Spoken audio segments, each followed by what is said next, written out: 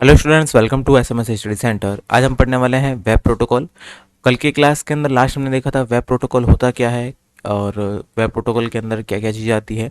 जैसे कि मैं बात करता हूँ कि इसके अंदर वो सारे प्रोटोकॉल्स आते हैं जो आपको किसी भी वेब के अंदर काम करने के लिए आपको हेल्प देते हैं। जैसे कि मैं बात करता हूँ टीसीपी आईपी की, पीपीपी की, एचटीटीपी की, एफटीपी की, सिंपल मेल ट्रांसफ़र प्रोटोकॉल की। ठीक है ना। तो ये सारे के सारे वेब प्रोटोकॉल के अंदर आते हैं। अब ये वेब प्रोटोकॉल करता क्या है, इसके क्या क्या कार्य है, जैसे कि टीसीपी आईपी का क्या कार्य है, एचटीटीपी का क्या कार्य है, ये होता क्या है, वो सारी चीज़ें आज की क्लास के अंदर देखने वाले हैं।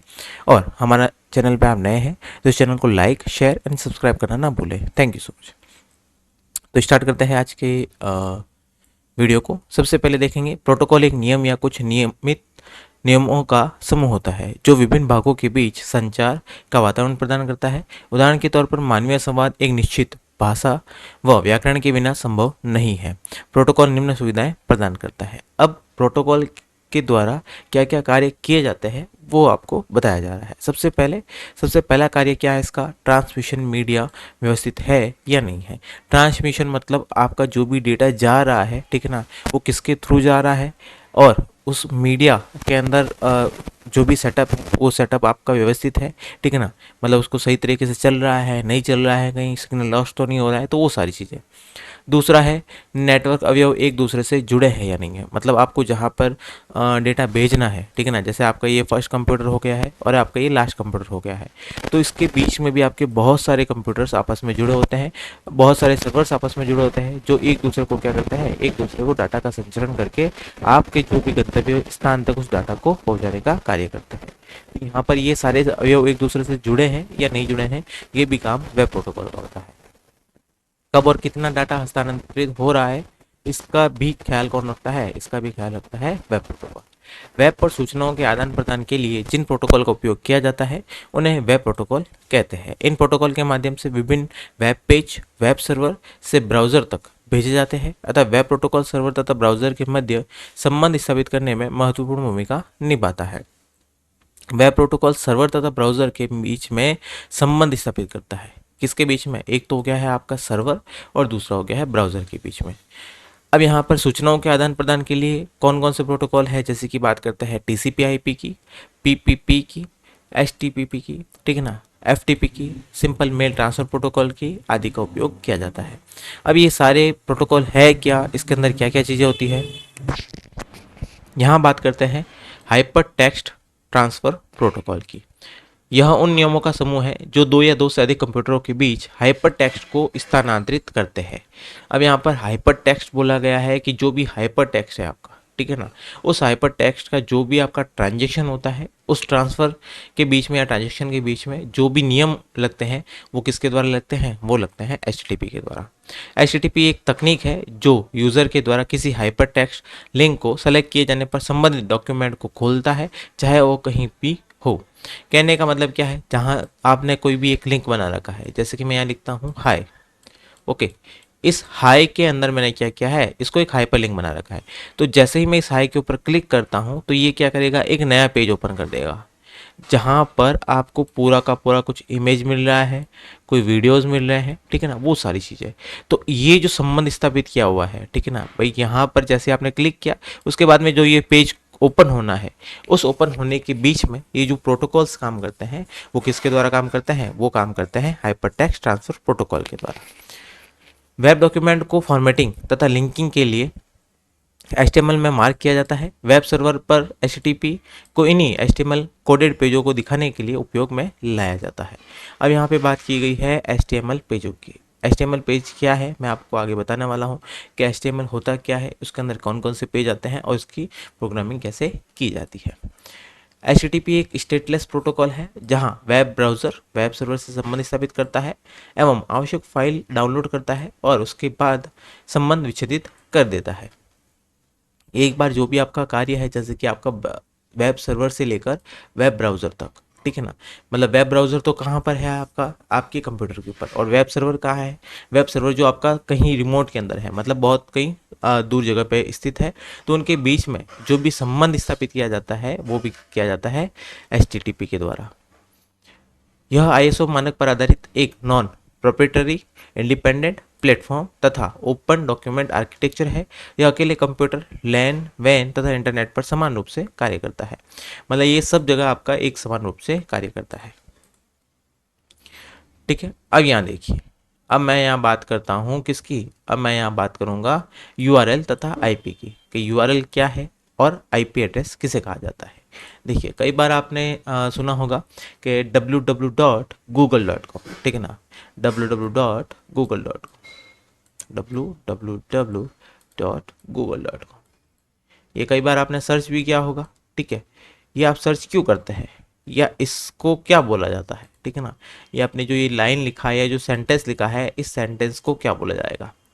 देखिए, ये जो आपने लाइन लिखी है, जो सेंटेंस लिखा है, वो एक तरह का क्या है, वो एक तरह का यूनिक एड्रेस है। यूनिक एड्रेस का मतलब है, जैसे ही आप लिखते हैं www.google.com, तो आप कहाँ पर आ जाते हैं, आप आ जाते हैं गूगल के एक पेज के ऊपर। मतलब जहाँ पर गूगल का सर्च इंजन है, वहाँ पर ऊपर गूगल लिखा होगा और आपको वहाँ पर एक टैब दे रखा होगा कि आप उसके अंदर कुछ भी सर्च कर सकते हैं। तो ये क्या है, ये एक तरह का यूनिक एड्रेस होता है, जिसे बोला जाता है यूनिफॉर्म रिसोर्स लोकेटर। तो ये क्या करता है, एक तरह का आपका रिसोर्स को ढूंढने का काम करता है कि वो रिसोर्स कहाँ पर अवेलेबल है। अब आईपी एड्रेस क्या हो गया है, इंटरनेट प्रोटोकॉल होता है, ठीक है ना, मतलब इंटरनेट प्रोटोकॉल का एक यूनिक एड्रेस है, ठीक है ना, जो होता है किसके फॉर्म में, जो होता है 1101 इस टाइप के फॉर्म में। लेकिन इसको सरल बनाने के लिए आपको किसके अंदर दिया जाता है, इस आईपी एड्रेस को चेंज कर दिया जाता है डिजिटल के अंदर। ओके, किसके अंदर चेंज किया जाता है, डिजिटल के अंदर। कैसा होता है, क्या होता है, मैं आपको सारी चीज़ें बताने वाला हूँ। यूआरएल की बात करें तो यह वह वेब पता है जिसे किसी वेबसाइट तक पहुंचने के लिए ब्राउज़र पर लिखा जाता है। जैसे कि आप कहीं पर किसी भी वेबसाइट के ऊपर जाना चाहते हैं, जैसे कि हम बात करते हैं राजस्थान के जो बोर्ड एजुकेशन है, ठीक है ना, उसके अंदर आपको जाना है कि आपको बोर्ड की वेबसाइट देखनी है, ठीक है ना। तो उस बोर्ड की वेबसाइट देखने के लिए आप क्या टाइप करेंगे, आप टाइप करेंगे http://rajeduboard.rajasthan.government.in। जैसे आप ये लिख कर क्लिक करते हैं तो आपका, या एंटर करते हैं तो आपका जो भी एजुकेशन बोर्ड की जो ऑफिशियल वेबसाइट है, आप उसके ऊपर पहुंच जाएंगे। ठीक है, यूआरएल रिसोर्स के बारे में पूरी सूचना रखता है। यह वेब ब्राउज़र के द्वारा वर्ल्ड वाइड वेब पर किसी डॉक्यूमेंट या पेज से जोड़ने का काम करता है।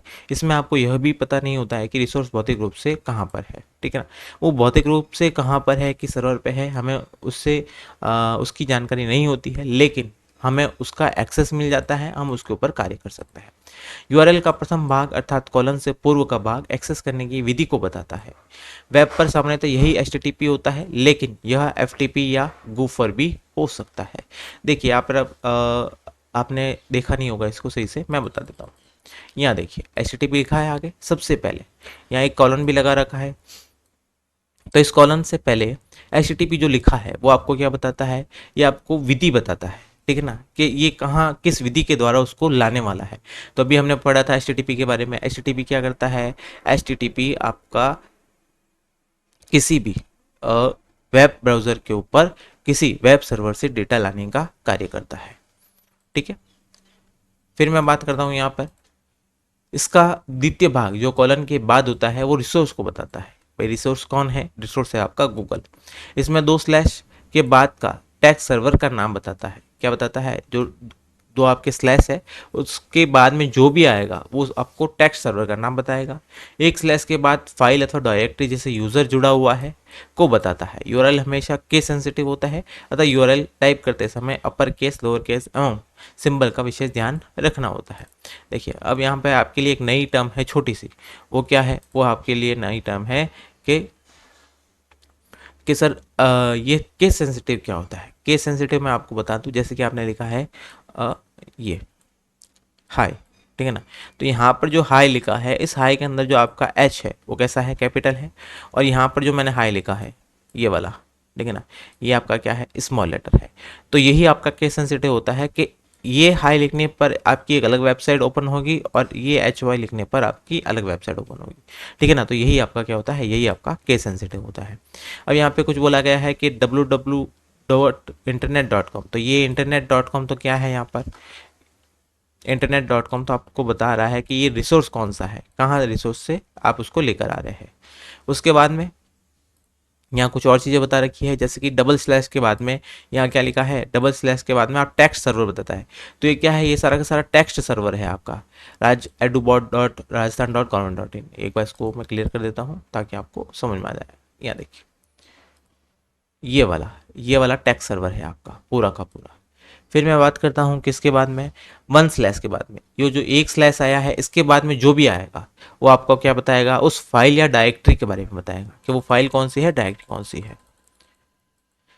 प्रत्येक यूआरएल का एक आईपी मींस एक इंटरनेट प्रोटोकॉल पता भी होता है। आईपी पता संख्याओं की एक श्रृंखला है जो आपके कंप्यूटर को यह बताती है कि जो जानकारी आप ढूंढ रहे हैं वह कहाँ मिलेगी। मैंने आपको क्या बताया अभी कि आप यूआरएल क्या है, आपका एक तरह का यूनिफॉर्म रिसोर्स लोकेटर है, लेकिन वहाँ पर आईपी क्या करता है, आईपी उसका एक फिजिकल एड्रेस है, ठीक है ना, जो आपको क्या बताएगा कि वो चीज़ कहाँ पर रखी गई है या कहाँ पर है वो, ठीक है ना। जैसे कि हम बात करते हैं कि google.com, तो google.com जैसे ही सर्च करता है या आपने raj@edubot.government.in खोला है, तो आपकी जो वेबसाइट है वो आपके पास में नहीं रहती है, वो आपकी कहीं रिमोट सर्वर के ऊपर रहती है और उसके ऊपर जो भी डेटा है उसको वहाँ से फैच करके लाना होता है। तो वो कौन कार्य करता है, वो यूआरएल करता है, और उसका आईपी एड्रेस होता है जो क्या करता है, उसको ढूंढने का कार्य करता है। आईपी पता एक फ़ोन नंबर की तरह होता है, एक बहुत लंबा जटिल फ़ोन नंबर। चूंकि आईपी पते बहुत जटिल और याद रखने में कठिन थे, इसलिए यूआरएल बनाए गए। गूगल की वेबसाइट में जाने के लिए उसका आईपी पता है 45.73.34.353। तो ये आप अगर लिखते हैं तो आपको क्या ये याद होगा, नहीं होगा, ठीक है ना। आपको यहाँ पर उसका आईपी एड्रेस याद नहीं होगा। कुछ कुछ केसेस में आप वहाँ पर यूनिक एड्रेस या आईपी एड्रेसेस को याद कर सकते हैं, लेकिन सारे के सारे को याद नहीं कर सकते। जैसे कि मैं अभी आपको बोल दूँ कि आपको फेसबुक का आईपी एड्रेस पता है क्या, नहीं पता है, ठीक है ना। तो आपको वहाँ पर केवल आप एक वर्ड लिखते हैं, केवल फेसबुक, जैसे ही फेसबुक लिखते हैं तो वहाँ पर आपको फेसबुक सारा का सारा मिल जाता है। मतलब फेसबुक के सारे पेजेस आपको मिल जाएंगे, आपको जहाँ पर भी जाना है आप उसके अंदर लॉगिन कर सकते हैं। लेकिन अगर आप आईपी एड्रेस से ढूंढना चाहते हैं तो क्या आपको मिलेगा, नहीं मिलेगा, ठीक है ना। आपको वहाँ पर आईपी एड्रेस प्रॉपर उसका याद होना चाहिए। एक संख्या भी अगर इधर से उधर हो जाती है तो आप दूसरे सर्वर के ऊपर पहुंच जाते हैं। यूआरएल www.google लिखना होता है। साधारण आईपी पतों की निम्न विशेषताएं होती हैं। सबसे पहला, किन्हीं दो कंप्यूटर के आईपी पते एक समान नहीं होते। आईपी पते विश्व स्तरीय और आदर्श होते हैं। वे सभी कंप्यूटर जो इंटरनेट से जुड़े होते हैं कार्य करने के लिए एक समान योजना के अंतर्गत ही कार्य करते हैं। फिर बात करते हैं HTML की। अभी देखिए हमने देखा था कि जो भी आपके पेजेस होते हैं वो कहाँ होते हैं, HTML के द्वारा लाए जाते हैं। ये HTML जो पेजेस होते हैं उसके ऊपर HTTP कार्य करता है। अब HTML है क्या, HTML एक तरह की क्या है, एक तरह की मार्कअप लैंग्वेज है। जो लैंग्वेज वेब पेजों को विकसित करने के काम में आती है उसे हाइपर टेक्स्ट मार्कअप लैंग्वेज कहते हैं। आप जो भी वेब पेजेस बनाते हैं, ठीक है ना, या जिसका कोड आप लिखते हैं वो किसके अंदर लिखते हैं, वो आप लिखते हैं HTML लैंग्वेज के अंदर। अगर आपको HTML लैंग्वेज के बारे में जानना है, HTML लैंग्वेज क्या है, उसके अंदर कोडिंग कैसे करते हैं, तो आप हमारे पुराने वीडियोस देख सकते हैं। उसके अंदर मैंने आपको पूरा HTML बता रखा है, HTML क्या है, HTML लैंग्वेज कैसे कार्य करती है, HTML के अंदर क्या क्या पार्ट्स होते हैं, उसके अंदर कोडिंग कैसे लिख सकते हैं, आप एक नया वेब पेज कैसे बना सकते हैं, उसके अंदर बहुत सारी चीज़ें ऐड कर सकते हैं। तो वो सारा चीज़ें मैंने आपको अलग वीडियोज़ के अंदर बना रखी है, आप उसको जाकर वहाँ पर देख सकते हैं। फिर बात करते हैं जो ब्राउज़र द्वारा समझी जाती है। वेब पेजों को हम HTML डॉक्यूमेंट भी कहते हैं। इंटरनेट के लिए HTML की खोज वर्ल्ड वाइड वेब के आविष्कारकर्ता टिम बर्नर्स-ली ने की थी। यह एक विशेष कोडों का समूह है जिसका प्रयोग आलेख में साज सजाओ, रूप को नियंत्रित करने और दूसरी सूचनाओं के साथ लिंक कायम करने के उद्देश्य से किया जाता है। इसकी वास्तव में वही भूमिका है जो किसी मोटर कार को बनाने के लिए प्रयुक्त स्टील और यंत्रों की होती है। अब यहाँ पर ये करता क्या है, देखिए ये आपका एक तरह का वेब पेज बनाता है जिसके अंदर आप सारी चीज़ें कर सकते हैं। जैसे कि मैं टेक्स्ट की बात करूँ, फोटोज़ की बात करूँ, वीडियोज़ की बात करूँ, तो आप उसके अंदर सारी चीज़ें किसके द्वारा लिखते हैं, वो लिखते हैं HTML के द्वारा। फिर बात करते हैं हाइपर टेक्स्ट मार्कअप लैंग्वेज का प्रत्येक शब्द एक विशेष अर्थ के लिए होता है। हाइपर शब्द यह बताता है कि HTML में आने वाला टेक्स्ट एक पुस्तक की भांति एक ही दिशा में नहीं होता है।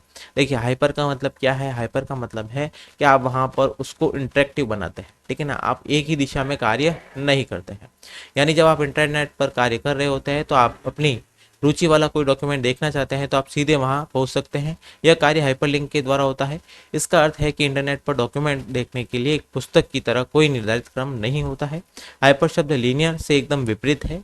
वर्ल्ड वाइड वेब पर हम कोई भी पेज देख सकते हैं। टेक्स्ट यह बताता है कि हम जिन फाइल पर कार्य करते हैं हमें केवल टेक्स्ट ही लिखा जा सकता है। देखिए यहाँ पर इसकी बुक से कंपेयर क्यों किया गया है, इसलिए किया गया है जैसे ही आप बुक ओपन करते हैं, ठीक है ना, तो आपने जैसे ही पहला चैप्टर ओपन किया है, उस चैप्टर के अंदर जो आप पढ़ रहे हैं, ठीक है ना, जो चीज़ें पढ़ रहे हैं उसी से रिलेटेड आपका दूसरा पेज ओपन होगा, ठीक है ना, दूसरा पेज उसी के ऊपर लिखा होगा। आप सीधा क्या नहीं करेंगे, जैसे आप दूसरा पेज ओपन करते हैं तो आप वहाँ पर आपको 10वें पेज नंबर की इन्फॉर्मेशन नहीं मिलेगी, ठीक है ना, आपको इन्फॉर्मेशन मिलेगी कि जो फर्स्ट पेज था इसके ऊपर जो बाकी रह गया था वो सारी चीज़ें सेकंड पेज के अंदर मिलेगी, फिर वही चीज़ें आपकी थर्ड के अंदर, फिर फोर्थ के अंदर। तो इसलिए बोला गया है कि आपका जो HTML है वो आपका बुक की तरह कार्य नहीं करता है, ये इसके बिल्कुल विपरीत होता है। ये आपको ये कुछ कोडिंग दिख रही होगी यहाँ पर, ठीक है ना, आप लोगों के लिए ये नहीं है कि ये कोडिंग क्या होती है, जैसे कि टाइटल क्या होता है, हेड क्या होता है, ये सारी की सारी चीज़ें कोडिंग के अंतर्गत आती है, ठीक है ना, मतलब इसका एक अलग यूनिक पता होता है कि भाई यूनिक चीज़ें हैं, ठीक है, इनके अंदर ये सारी चीज़ों का एक अलग मतलब होता है, तो इसलिए आप इसको यहाँ पर देख सकते हैं। और अगर आपको रुचि है कि आप HTML पढ़ना चाहते हैं या HTML के अंदर कुछ कोडिंग करना चाहते हैं तो आप मेरे पुराने वीडियोस को देख सकते हैं। फिर बात करते हैं मार्कअप का। मार्कअप क्या है? मार्कअप का अर्थ है कि वेब पेज बनाने के लिए हम सर्वप्रथम टेक्स्ट टाइप करते हैं, तत्पश्चात उस टेक्स्ट की मार्किंग करते हैं। मार्कअप का अर्थ है कि वेब पेज बनाने के लिए हम सर्वप्रथम टेक्स्ट टाइप करते हैं, तत्पश्चात उस टेक्स्ट की मार्किंग करते हैं। दूसरे शब्दों में HTML कोडिंग करते समय यह बताना होता है कि कौन सा टेक्स्ट बोल्ड किया जाना है, कहाँ पर कोई इमेज लगानी है इत्यादि। यह कार्य आप टैग लगा कर करते हैं। टैग वेब ब्राउज़र को पेज दिखाते समय यह निर्देश देते हैं कि उस उक्त पेज को कैसे प्रदर्शित करना है। लैंग्वेज का अर्थ है कि हम अपना कार्य करने के लिए एक लैंग्वेज को उसके सभी प्रारूप के साथ काम में ले रहे हैं।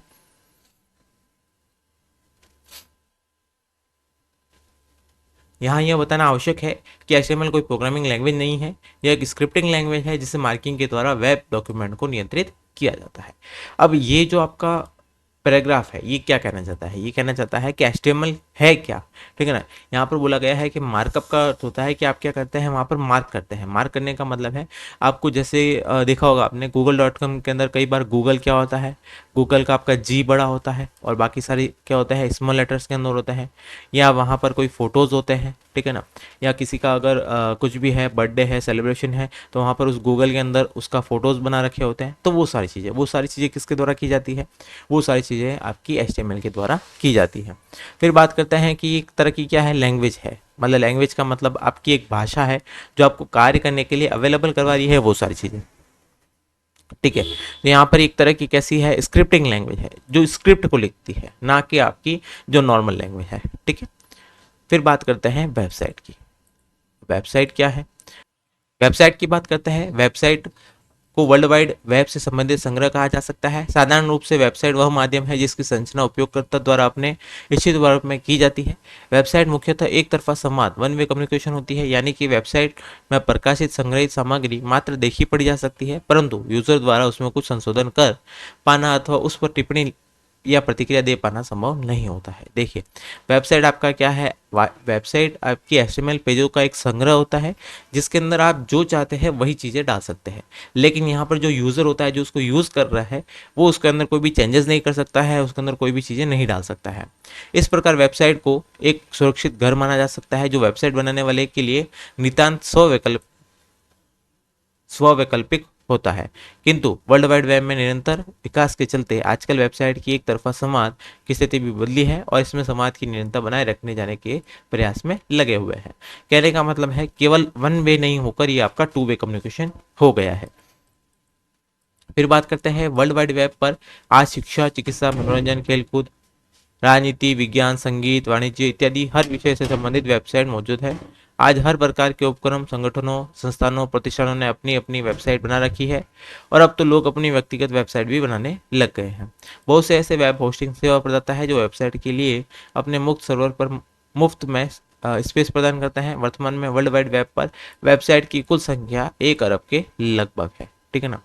जो यहाँ पर बात की गई है कि आज के टाइम में जो भी आप यूज़ कर रहे हैं, जैसे कि मैं बात कर रहा हूँ शिक्षा के क्षेत्र में हो गया है, चिकित्सा के क्षेत्र में हो गया है, मनोरंजन हो गया है, खेलकूद हो गया है, राजनीति हो गया है, विज्ञान हो गया है, संगीत हो गया है, ये सारी की सारी आपकी इसके ऊपर वेबसाइट्स अवेलेबल है। इनके अंदर नई नई चीज़ें आ गई है, इनके अंदर आपको वहाँ पर सारी चीज़ें मिल जाएगी जो आपको वहाँ पर चाहिए होती है। फिर बात करते हैं वेब पेजेस की। वेब पेज किसी वेबसाइट का सबसेट होता है। जिस तरह किसी पुस्तक के सभी पेज एक साथ मिलकर एक पुस्तक का निर्माण करते हैं, उसी प्रकार विभिन्न वेब पेजों से मिलकर एक वेबसाइट बनती है। मैंने आपको क्या बताया था कि एक वेब पेज होता है जो HTML के द्वारा बनता है, और उस वेब पेजेस का समूह ही क्या कहलाती है, वही आपका एक वेबसाइट कहलाती है। ठीक है, तो आप बहुत सारे अलग अलग पेजेस जोड़कर एक वेबसाइट बनाती है। तो आपका वेब पेज क्या होता है, वेब पेज आपका सबसे पहला पेज होता है। ठीक है ना, मीन्स वो पेज होता है जिसके अंदर आपकी सारी इंफॉर्मेशन रखी होती है। जिस तरह किसी पुस्तक के किसी पेज को उसके नंबर अथवा पेज नंबर से एक्सेस किया जा सकता है, उसी तरह किसी वेबसाइट के किसी पेज को उसके URL से एक्सेस किया जा सकता है। मतलब आपको वहाँ पर जिस पेज पे जाना है तो आपको वहाँ पर उसका URL डालना होगा। वेब पेजों को HTML, XML, JavaScript, VB script, C++ इत्यादि लैंग्वेज में से किसी भी लैंग्वेज का प्रयोग कर लिखा जा सकता है। कोई वेबसाइट कुछ पेजों से लिखकर सैकड़ों या हजारों पेजों से बनी हो सकती है। यहाँ पर मैंने ये जो भी लैंग्वेजेस का नाम लिया है, HTML हो गई है, DHTML, XML, JavaScript, VB script, C++, ये सारी की सारी आपकी क्या है, ये सारी की सारी एक तरह की लैंग्वेज है जो आपको वहाँ पर वेब पेज लिखने में हेल्प करती है। अब यहाँ बात करते हैं डोमेन नेम की। डोमेन नेम क्या है? डोमेन पद्धति का विकास किसी कंप्यूटर को इंटरनेट पर नाम देने के लिए किया गया था, जिससे कि उसे आसानी से याद रखा जा सके, ढूंढने में भी आसानी हो। यह एक ऐसा तरीका है जिससे कि इंटरनेट पर काम कर रहे कंप्यूटर को पहचानना और ढूंढा जाता है। किसी भी संस्था के दो डोमेन नेम नहीं हो सकते हैं। अब यहाँ पे डोमेन नेम की बात करते हैं।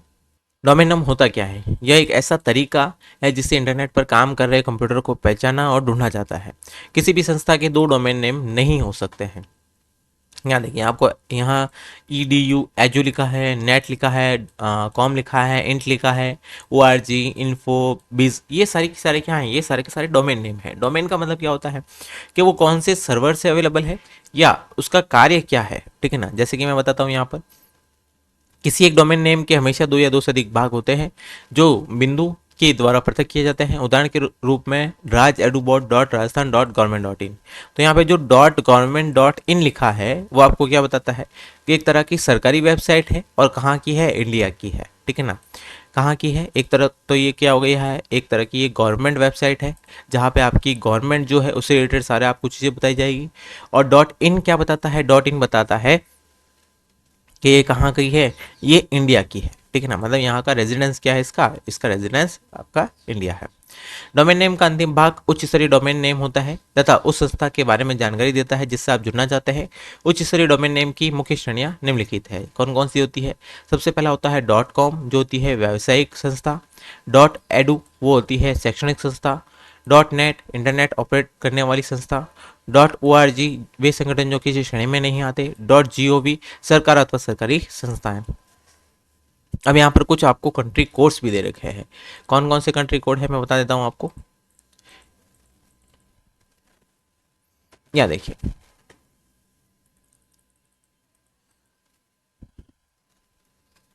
इसको केवल दो अक्षरों से लिखा जाता है, जैसे कि इंडिया के लिए .in, यूनाइटेड किंगडम के लिए .uk, फ्रांस के लिए .fr।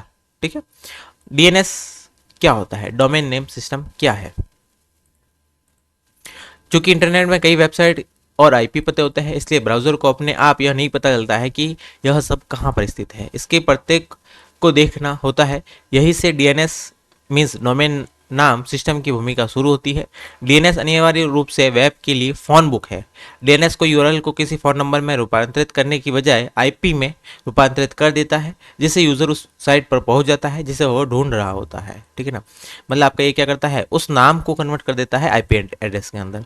वास्तव में DNS domain name system domain name तथा IP पतों को मिलाने का कार्य करता है। यह डाटा का एकत्रीकरण करता है। यह पद्धति इंटरनेट प्रयोगकर्ताओं को एक आसान डोमेन नेम खोजने प्रयोग करने की सुविधा देता है, जिससे कि उन्हें तरह तरह के IP नंबरों को याद ना रखना पड़े। ठीक है ना, तो यहाँ पर बात करते हैं कि जो भी IP एड्रेस होते हैं वो किसके अंदर होते हैं? नंबर्स के अंदर होते हैं। मैंने आपको अभी बताया था।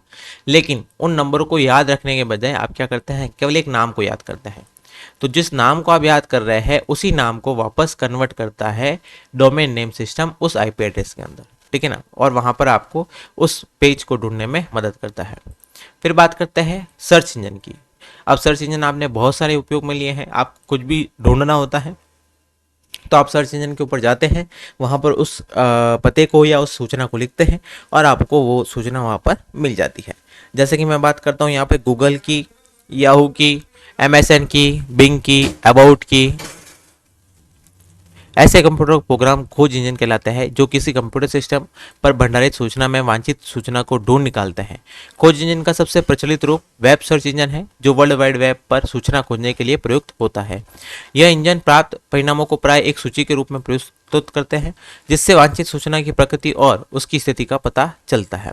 खोजी इंजन किसी सूचना तक अपेक्षाकृत बहुत कम समय में पहुंचने में हमारी सहायता करते हैं। वे सूचना ओवरलोड से भी हमें बचाते हैं।